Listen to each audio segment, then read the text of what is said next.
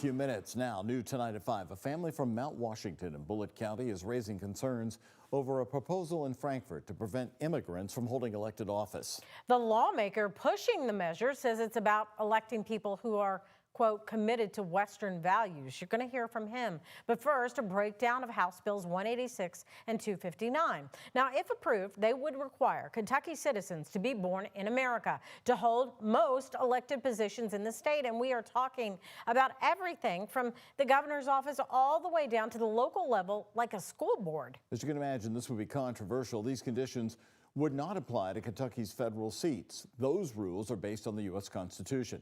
WHS 11's political reporter Isaiah Kim Martinez talked to one family from Bullitt County shocked by this idea.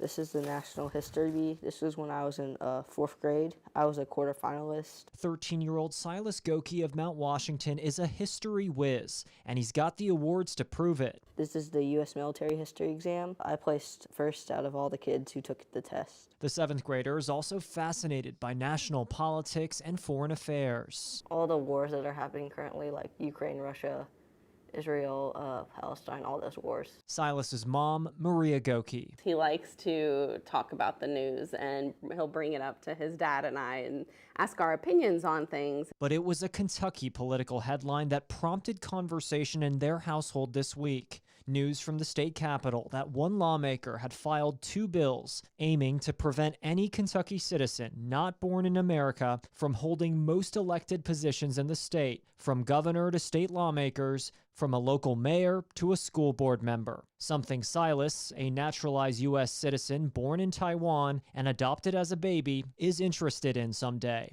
I wanted to be on the school board.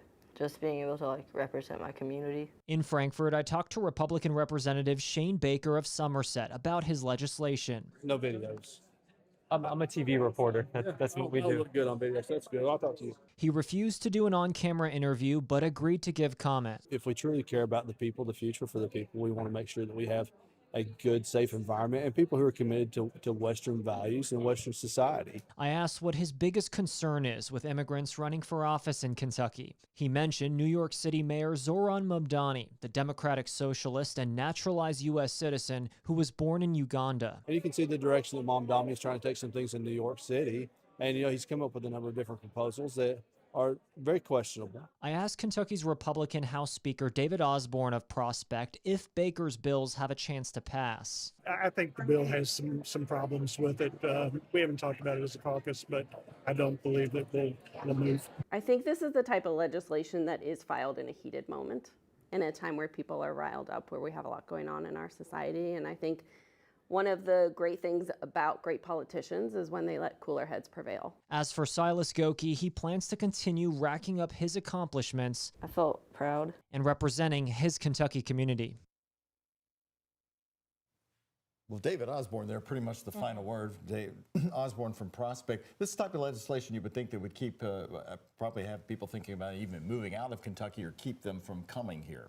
Well, nationally, Doug, and this is kind of David Osborne's point, is there's been a lot more conversation around immigration because of what's happening nationally, right? The Trump administration, some of the efforts there. So we've seen a lot of bills filed, I think some 4 or 5 at least related to immigration so far this session, some having to do with some of your documents, like your state ID, saying specifically whether you're a citizen or not. Another makes it a misdemeanor if it were passed to seek any work or do any work if you are not a legal citizen. So it's very much the conversation. Bottom line, though, will these pass?